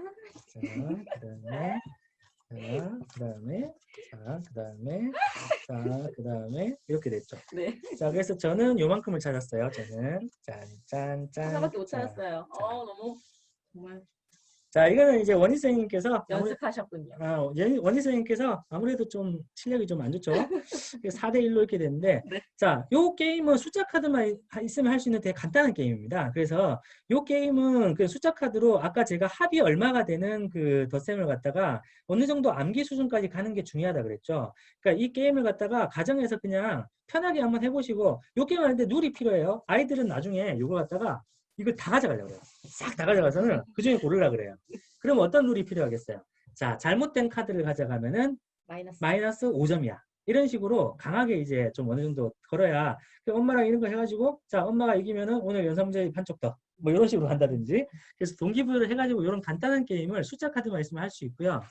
자, 그 다음에 요거는 이제 심 만들기 게임인데 심 만들기 게임도 한번 해볼게요. 아니 소장이 저 지금 생각이 났는데요. 이렇게 더미를 쌓아놓고 번갈아 가면서 이렇게 카드를 내려놓다가 예를 들어 뭐 합이 13이 나오면 그때 뭐 원이 뭐 이렇게 한다든지 그래서 그걸 가져가게 하는 것 같아요. 그것도 괜찮네요. 네. 뭐 합이 13이 나오면 가져가면 네, 되죠. 그렇죠. 그런 식으로. 이런 식으로. 네. 아직 안 나왔죠? 네. 자, 성공! 자, 이렇게 가져가는 네. 자, 원희 선생님이 알려주셨지만 제가 이겼죠. 네, 오류를 하면 뭐 1점이다. 뭐 이런 식으로. 네, 1점. 점수는 그냥 하나당 이거 한 쌍에 1점으로 하면 되겠죠? 네. 자, 그렇게 해서 하면 되고요. 심 만들기는 저희가 워낙 많이 있는 거 저희가 사고 공부로도 소개했고 이게 뭐 다른 타사의 그거에도 많이 있어요. 근데 이거는 뭐 예를 들면 이렇게 해서 하나씩 뽑는 거예요. 하나씩 뽑아요. 아무 때나 놔요. 이렇게 이 자리에다가. 노타가 여기 줄로 연결된 한 줄이 10이 되면은 한 줄에 합이 10이 되면은 그 줄에 있는 걸 다 가져가는 거예요. 자, 그리고 이 위로도 이렇게 쌓을 수 있어요. 위로도 덮을 수 있어요. 빈칸을 먼저 채우고 넘는 거 없이 그냥 할까요? 그냥 빈칸 채우고 가고요. 네. 자, 6이죠. 예, 6이죠. 자, 이거는 10이지만 한 줄이 아니죠. 네. 못 가져가는 거죠. 자, 여기 5 이렇게 났어요. 6. 자, 고민하기 시작하시죠. 자, 3이 여기 났어요. 1. 뭐 될 것 같은데 안 되죠. 네. 자, 그 다음에 0. 좋겠다. 자, 이렇게 되면 제가 싹 다 가져가는 거죠. 네. 아까 보셨죠? 3, 7, 0 했을 때 합이 10이 되니까 여기 있는 아래 거까지 다 가져가서 제가 점수를 1, 2, 3, 4, 5 이것도 숫자 카드 2세트나 3세트, 4세트, 4벌 정도만 있으면 재밌게 할 수 있는 게임이니까 신말등길 자리를 좀 재밌게 연습하고 싶으신 분들은 숫자 카드로 이런 활동을 해주셔도 괜찮습니다. 그래서 오늘 신만들기 활동이랑 목표 합 만들기 게임, 숫자 카드로 할 수 있는 간단한 2가지 게임 소개해드렸고요. 이렇게 두수, 이렇게 두수도 맞는 거죠. 그렇죠. 이렇게 네. 두수로 세수. 4, 6이 되면 가져갈 수 있고 세수도 가져갈 수 있고 그렇게 이제 합이 10이 되고 또 조금 더 어렵게 하려면 20도 가져가게 하면 돼요. 이 활동지에 올려드릴게요. 자, 제가 막 지금 적을 게 많네요. 네. 잠시만요. 자, 제가 올려드린다고 한 건 제가 올리는 게 아닙니다. 옆에 제 남매, 의남매가 올려주실 거예요. 안 올려주면 의남매한테 연락주세요. 저한테 연락주세요. 선생님 아까 수직선 어렵다고 하셔서 자. 근데 우리가 이 시간을 통해서 어렵다고 느끼시면 안 될 것 같아요. 네, 왜냐면은 네, 네, 그냥 낯선 거지 어려운 건 아닌 것 같거든요. 네네네. 그리고 엄마가 가지고 있는 어렵다는 인식이 아이한테 고스란히 전달이 되는 것 같아요. 말을 하지 않아도 엄마가 갖고 있는 수학에 대한 부정적인 감정이 아이한테 전 전달이 되는 것 같거든요. 네. 수직선 조금 활동식으로 한번 해보면 어떨까 싶은데 네네네. 한번 그려봐 주시면 안 될까요? 네. 수직선을 갖다가 아까 13 빼기 네모는 네모 빼기 1이었던 그 문제 때문에 자. 제가 생각이 났어요. 자, 13 빼기 네모는 네모 빼기 1.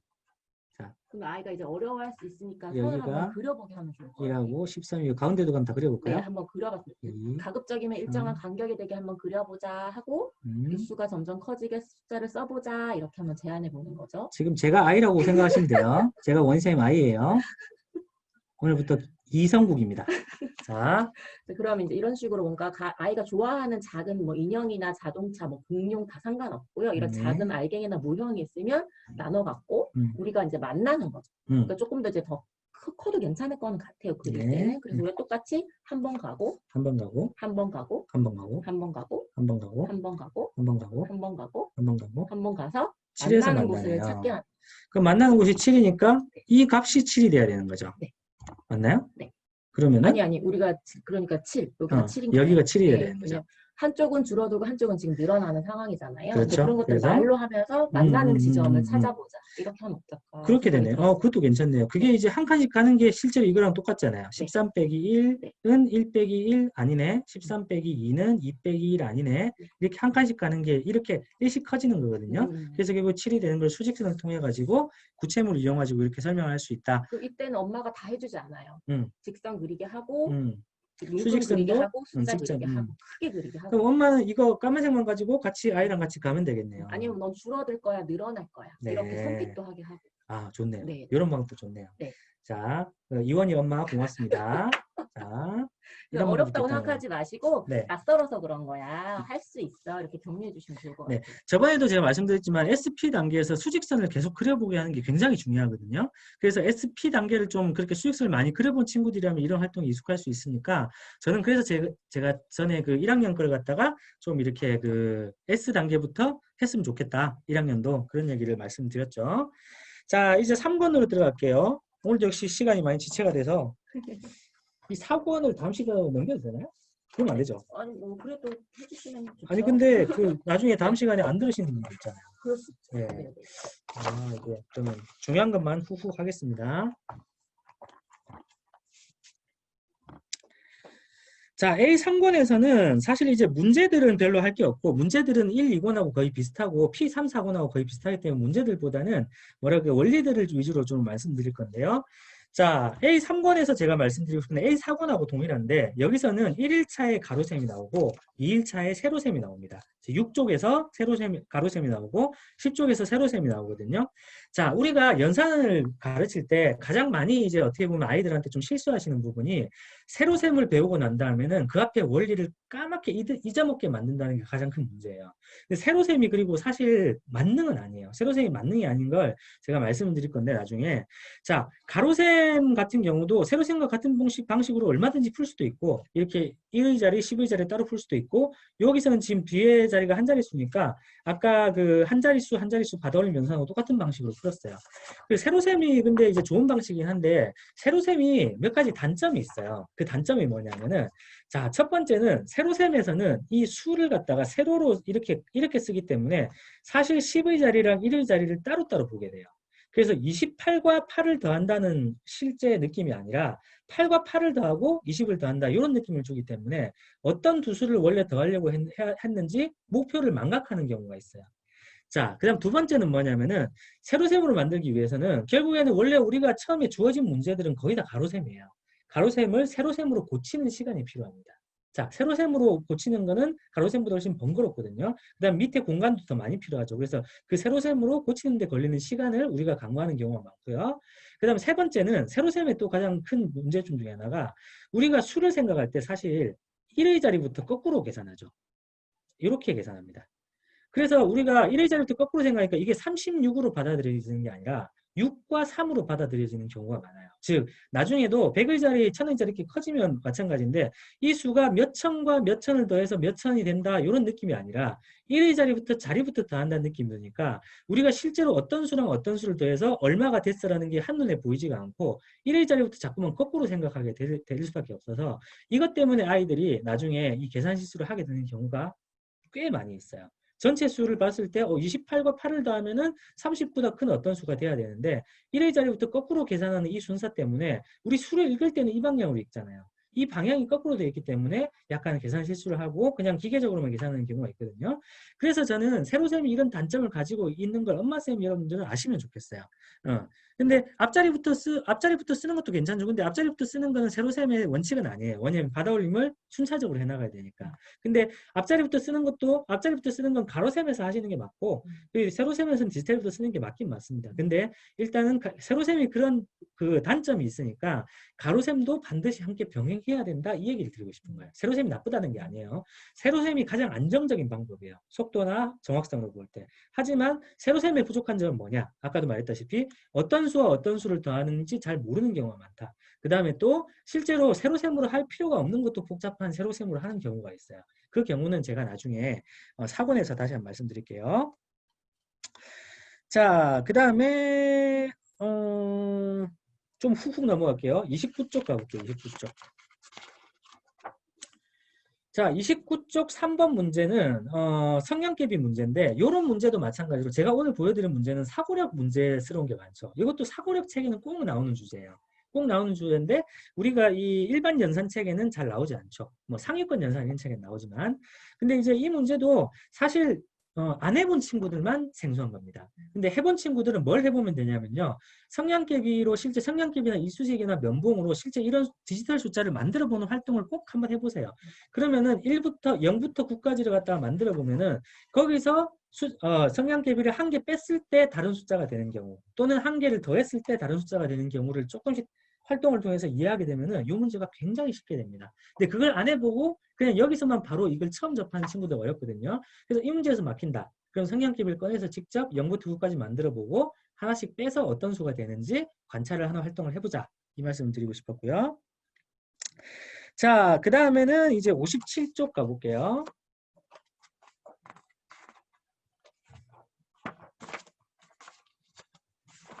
잠시만요. 57쪽은 제가 나중에 A4권에서 다시 언급할게요. A4권에서 이거 원리가 새로 나오거든요. 넘어가고 자 61쪽 가볼게요. 자 61쪽 4번 문제가 또 난이도가 높은 문제입니다.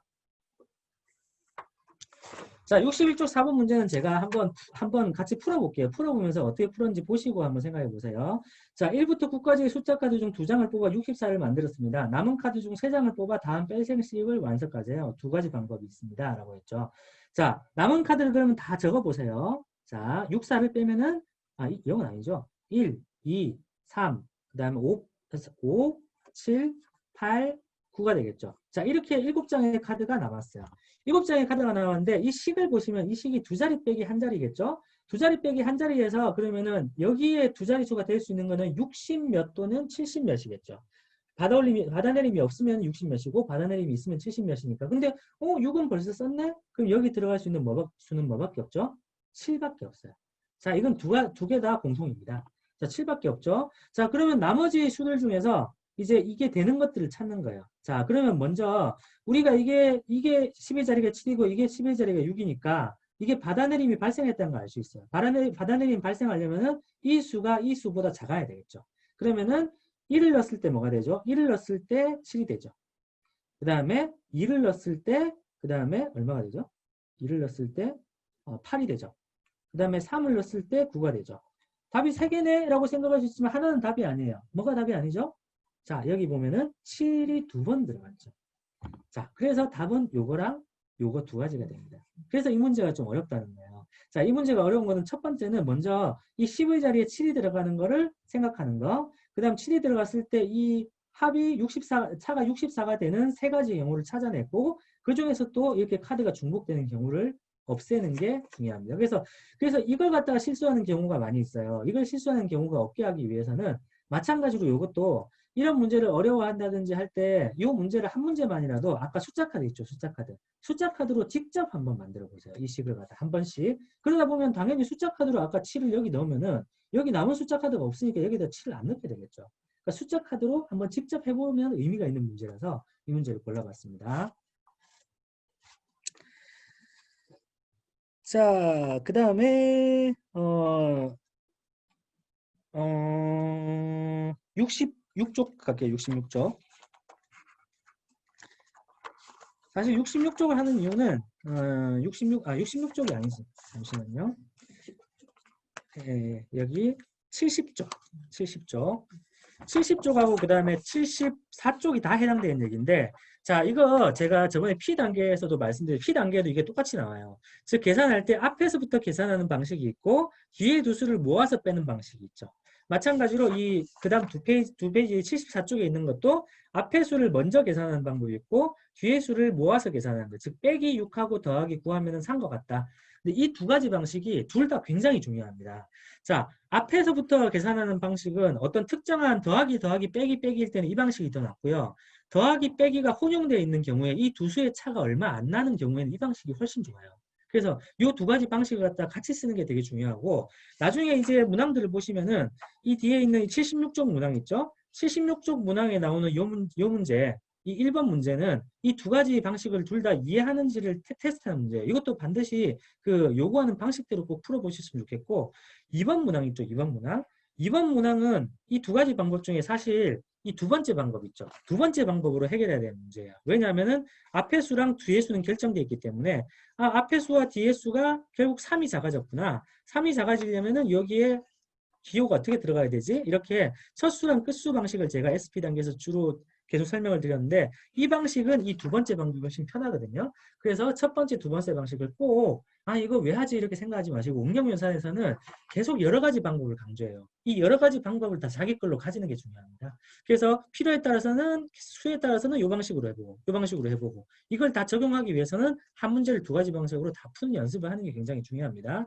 그러니까 이걸 아이가 한 가지 방법으로 풀 때는 여기에서만 해도 한번 해봐라. 그리고 나중에는 분명 이 방식이 나중에 도움이 될 거야. 이렇게 설득을 하면서 계속 가셔야 됩니다. 자, 그리고 이제 4번으로 넘어갈게요.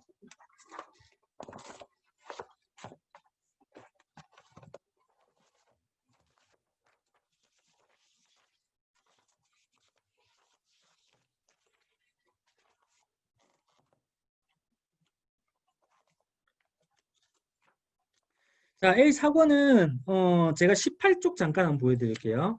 18쪽도 역시 세로셈도 여기서도 뺄셈이 가로셈과 세로셈이 같이 나오거든요. 근데 18쪽에서 제가 왜 18쪽을 왜 보여드리냐면 보기만 해도 막 이 바다내림 이거 기억나시죠?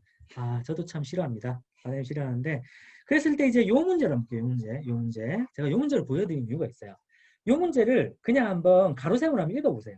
136이 6 빼기 37 하면 얼마죠? 요거는 99죠. 즉 136에서 36을 뺀 다음에 1을 빼면 되죠. 네. 즉 이런 수들은 굳이 세로셈으로 하면 어떻게 되냐면요. 9, 그 다음에 10, 그 다음에 여기 또 이제 이거 되고 2가 되고 이게 또 되고 9 이렇게 풀어야 되죠. 자, 이런 문제들은 사실 기계적인 세로셈으로 풀 게 아니라 가로셈으로 식이 주어졌을 때 바로 한 번에 나올 수 있는 수들이 있어요. 제가 이런 것 때문에 사실 세로셈으로 반드시 푸는 게 좋은 건 아니다. 그러니까 가로셈을 기계적으로 세로셈으로 고치기 전에 어떤 수인지 꼭 한번 보고 가로셈이 더 나은 경우에는 가로셈으로 풀자. 아니면 다른 방식으로 풀어보자. 이런 어떤 하나의 예시로서 제가 엄마쌤이 여러분들 느끼라고 보여드리는 거예요. 당연히 애들은 이 문제를 그냥 세로셈으로 이 페이지는 풀어야 되겠죠. 자, 그 다음에 자, 37쪽 갈게요. 37쪽. 자, 37쪽의 3번 문제. 37쪽의 3번 문제가 아까 그 문제가 아까 제가 A 2번이었나요? 거기서 다뤘던 문제가 수가 확 커졌죠. 이쯤 되면 이제 뭐라고 해야 될까요? 어떻게 하기 좀 막막하죠? 수직선으로 하기도 막막하고 이제 27과 105 사이의 중간수를 찾아봐. 이것도 쉬운 일이 아니고 굉장히 어렵습니다. 근데 이것도 아까 원희쌤이 설명한 66, 27부터 105까지 수직선을 만들어서 한 가지 갈 수도 있을까요? 근데 하게 하면 아이가 원하면 할 수 있어요. 근데 이제 아까 우리가 작은 수에서 원리를 찾는 게 중요해요. 아까 작은 수에서 원리를 찾았죠. 네. 결국 뭐냐면은 여기에 들어가는 수는 이 두 수의 중간수가 된다는 걸 갖다가 찾아야 됩니다. 근데 중간수를 계산할 수 없죠. 그럼 대충 어림해서 넣는 거예요. 이게 100이고 이게 20이니까 중간수는 한 60쯤 되지 않을까? 60을 넣어보세요.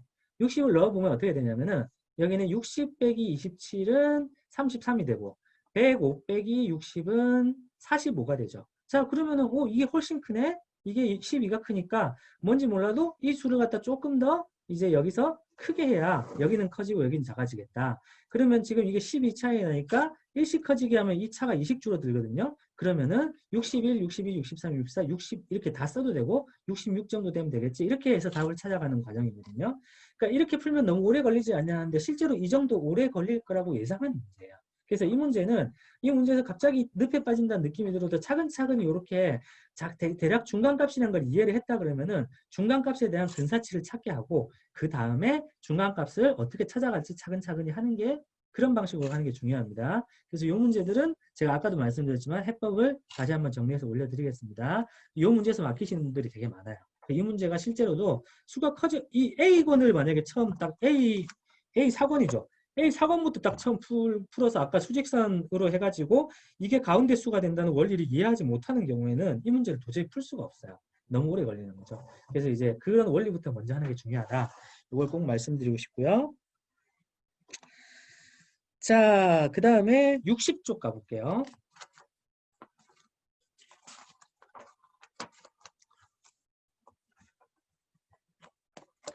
자, 60쪽은 역시 이 정도는 2학년에서 나오는 심화 정도 수준이라고 보시면 돼요.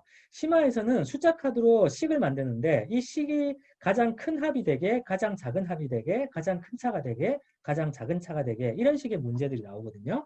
자, 그러면은 앞선 페이지에서 우리가 막 연습을 많이 했어요. 연습을 많이 해서 숫자 카드로 이렇게 다양하게 합을 만들 수 있고 차를 만들 수 있구나 이런 연습을 하는 게 되게 중요합니다. 실제 숫자 카드로 해보셔도 돼요. 실제 숫자 카드로 하면 뭐가 좋으냐면요.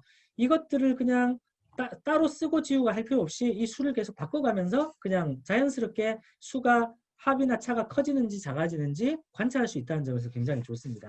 자, 그렇게 해서 여기서 어느 정도 결론을 내려야 되는데요.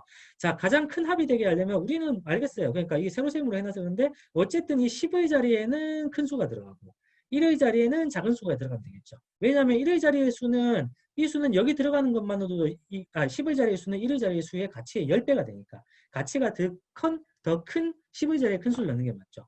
자, 근데 가장 작은 차는 좀 어렵죠. 자, 가장 작은 차는 어떻게 해야 될까요?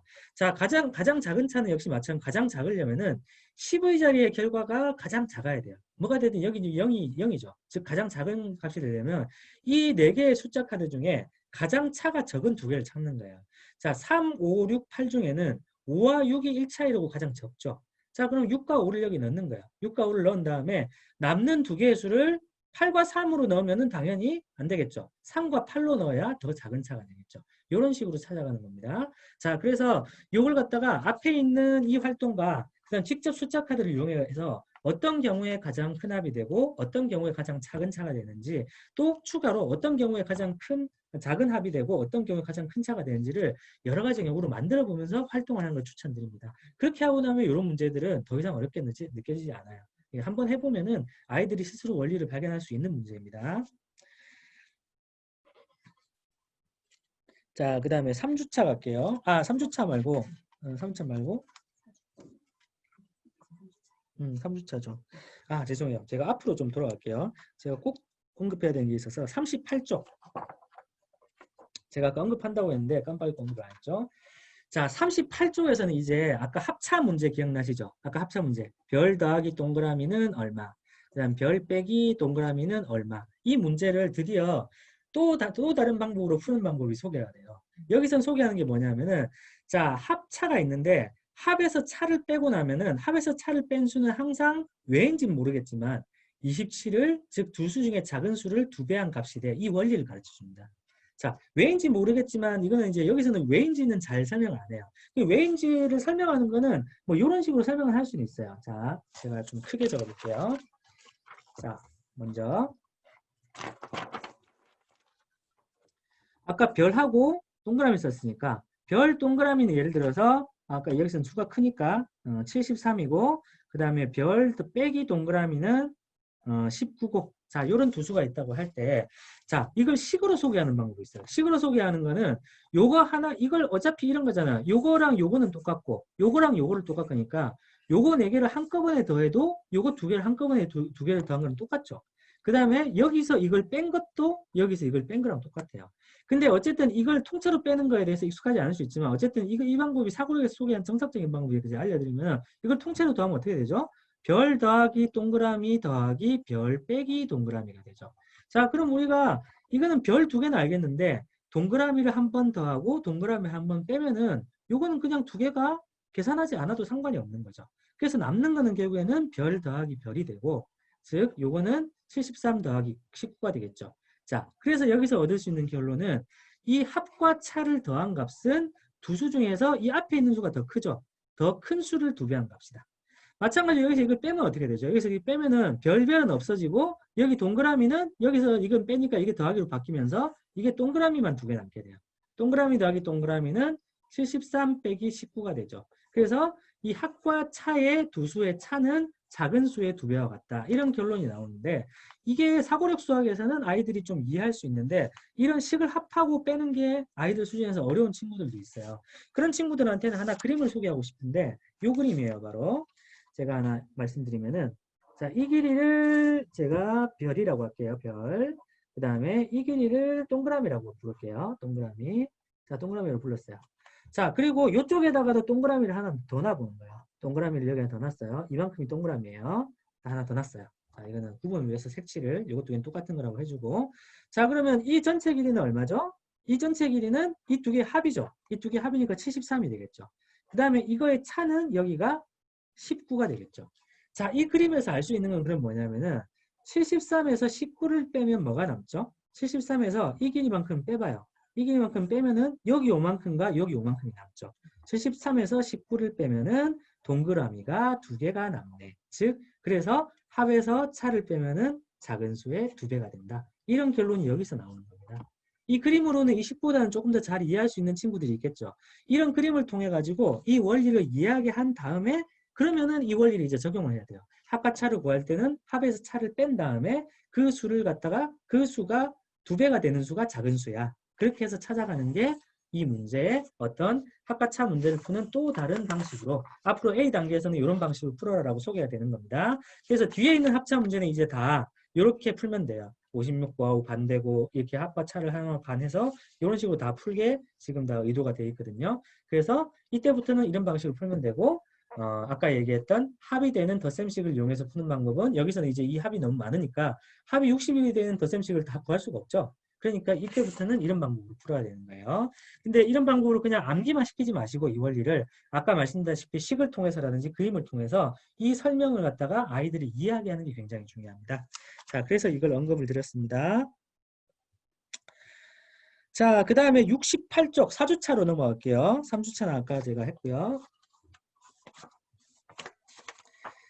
자, 4주차에서는 제가 다른 것보다도 요거를 하고 싶었어요. 요거 저기 이 68쪽의 2번 문제. 68쪽 2번 문제 오늘 마지막 문제일 것 같은데 68쪽의 2번 문제는 자 보시면은 이것도 아까 제가 처음 수 끝수를 갖다가 하라고 그랬는데 여기서는 되게 정교하게 이것 수가 얼마가 차이가 나고 23이 차이가 나고 그러니까 더하기 46 빼기 23이야 라고 계산하기에는 수가 너무 크죠. 그러니까 일단 여기서는 어리마기 방법을 소개해드리고 싶은데 자 보시면은 이 처음 수와 끝수의 관계를 볼 때 이 중간수와 비교했을 때 4가지 경우가 있어요. 첫 번째는 많이 커지는 거예요. 두 번째는 조금 커지는 거예요. 세 번째는 많이 작아지는 거예요. 네 번째는 조금 작아지는 거예요. 자, 이 24에서 109는 어때요? 이 2개를 갖다 2개 다 더해야 될 만큼 엄청 많이 커지죠. 이 경우에는 그냥 자연스럽게 더하기 나는 겁니다. 그러니까 이런 걸 볼 때도 이거의 어떤 계산 결과를 갖다 볼 때도 우리가 이런 어리마기 전략이 유효하다는 걸 보여주고 싶었어요. 56에서 47은 어떻죠? 약간 작아졌죠. 약간 작아졌죠. 약간 작아지니까 이게 이만큼 작아지고 이만큼 커지면은 작아지는 수가 커지는 수보다 더 크니까 이렇게 구하면 답이 나오겠지라고 어림을 할 수 있는 전략이 있는 거예요. 이 어림하기 전략이 수가 커질수록 훨씬 유효합니다. 수가 커질 때는 어림을 먼저 해서 어떤 결과값이 나올지 미리 생각을 한 다음에 그렇게 난 다음에 이 계산결과를 놓고 그냥 답이 맞겠네 하지 마시고 그 다음에 계산을 해보는 거죠. 이제 답이 맞는지 확인해보는 과정을 꼭 거치고 이런 방식으로 처음 수와 끝수를 이번에는 어림을 해서 푸는 방법을 이제 앞으로 A 단계뿐만 아니라 수가 점점 커질수록 이런 어림하기가 강조가 될 거니까 어림하기 전략을 소개를 드렸습니다. 자, 오늘 그 준비한 수업은 여기까지고요. 그렇죠. 아까도 말했듯이 아까 빼기 동그라미가 더하기 동그라미가 되는 게 어렵다고 말씀드렸고요. 자, 아까 팩트 패밀리에 대한 설명을 이제 바쁘신 분들은 좀 먼저 이제 그 퇴근하시고요. 팩트 패밀리에 대한 설명을 그 제가 조금 한 10분 정도만 더 드리고 마무리 지을 텐데 먼저 오늘 수업 그 들으시는 분들 일반적으로 다 어려워할 수도 있어요. 저도 그렇게 생각합니다. 근데 그래도 여기서 이제 사고력 수학을 한다고 생각하시고 사고력 수학에서는 꼭 나오는 부분이거든요. 독해요? 수학 독해 말씀하시는 거죠. 수학 독해는 한 단계 아래 정도가 좀 좋다고 생각합니다. 퀴즈 내내 맞기도 괜찮고요. 자, 근데 이제 팩트 패밀리에 대한 설명만 좀 드리고 먼저 가실 분들은 오늘 수고하셨고 그 다음 B 단계에서 또 다음 내용으로 또 뵙겠습니다. 인사 먼저 드릴게요. 일정 있으신 분들은 나가기 누르셔도 됩니다. 네, 고생하셨습니다.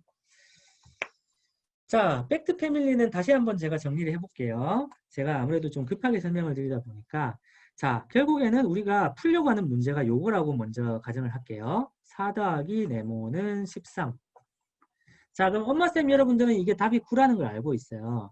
근데 9를 찾아가는 과정에 있어가지고 이걸 나중에는 결국 우리 A4번에서는 결국 4 더하기 네모는 13을 갖다가 요런 식으로 바꿔 풀라고 돼 있어요. A4번에 나오거든요.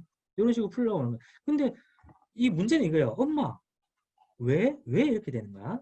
근데 이걸 갖다 이해시키는 게 물론 말로 설명할 수도 있어요. 4에다가 어떤 수를 더하니까 13이 되니까 13이 4를 빼면 어떤 수가 되겠네. 자, 이걸 이해하는 친구도 있어요. 이해하는 친구도 있지만 대체로 이해를 잘 못하죠. 이해를 잘 못하고 이걸 이해하는 정도 친구는 똑똑한 친구예요. 근데 그게 아니라 제가 팩트 패밀리를 말씀을 드린 거는 우리가 여기서 이 어떤 이제 한가족 수라고 얘기했으니까 이제부터는 한가족 수라고 부를게요. 제가 수학 독해에서 붙인 이름이니까 어디 가서 이렇게 막 공식 용어는 아니고 공식 용어로 쓰지는 마시고요. 한가족 수가 있을 때 한가족식이죠. 한가족식. 자, 4 더하기 4, 9, 13으로 4개의 식을 만들어 봐 라고 됐을 때 그 다음에 9 더하기 4는 13. 그 다음에 13 빼기 4는 9. 그 다음에 13 빼기 9는 4라는 4개의 식을 만드는 훈련을 아이가 열심히 했다고 칠게요. 이거는 이제 애가 이 하나의 식을 이 3개로 바꾸는 건 잘해요. 잘하는 거예요. 자, 그러면 이번에는 우리가 구하려고 하는 게 9였으니까 이번에는 그럼 네가 4 더하기 네모는 13이라는 식의 팩트 패밀리를 한번 써봐. 즉, 한가족식을 3개를 써봐. 이렇게 한번 쓰게 해보는 거예요. 자, 그러면 뭐를 쓰겠죠? 여기서는 이거 2개 바뀐 식을 쓰죠. 네모 더하기 9는 13. 그럼 여기서는 뺄셈식을 쓰겠죠? 13 빼기 4는 네모. 그 다음에 13 빼기 네모는 4. 자, 요런 식 4개를 쓸 거예요. 요걸 가지고 이 한가족식 3개를 더 완성한 거예요. 자, 그러면 이제 뭐가 나왔냐면은 우리가 이 팩트 패밀리를 생각해 볼 때는 여기 네모가에 들어가는 수가 다 같다는 거 우리가 알고 있어요. 이 4개는 다 같은 수예요. 그러니까 이 문제를 풀 때도 이 문제를 풀 때 이 뺄셈식을 이용하면 간단하겠네. 13 빼기 4는 9가 되니까. 그 다음에 이 문제를 풀 때도 이 문제도 이 뺄셈식으로 풀면 간단하겠네. 13 빼기 4는 9니까.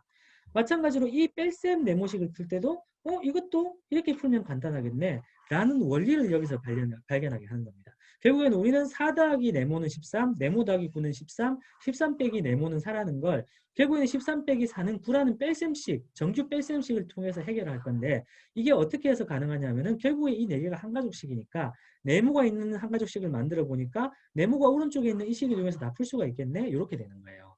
그래서 이걸 통해서 나중에는 결국 아이들이 자연스럽게 이 뺄셈식으로 고치게 되거든요. 그냥 나중에는 이 방식을 외우게 되니까 이걸 하나의 공식으로 외우게 되는데 여기서 한가족식을 통해서 왜 그렇게 되는지를 갖다 알게 하고 왜 그렇게 되는지는 또 여기서 아까 저희가 그림으로 보여줄 수 있죠. 여기서 이게 13이라 그러면은 이게 4고 이게 네모니까 결국에는 4 더하기 네모는 13, 그 다음에 네모 더하기 4, 네모 더하기 9는, 아니, 네모 더하기 9는 13, 뭐 이런 식으로 이거 갖다 다 이거 제가 잘못 적었네요. 근데 어쨌든 이런 방식으로 다 풀 수 있다는 것 갖다가 즉 이 뺄셈식을 적용하기 위한 전 단계 원리 이해로서 이 한가족식을 활용하자는 겁니다. 자, 그러면 마지막으로 뺄셈만 한 번 더 해보고 이번엔 뺄셈을 한번 해보고요. 뺄셈 같은 경우는 마찬가지예요. 그러면 아까 제가 안 다룬 식이 딱 이거 하나 있어요. 네모 빼기 4는 9.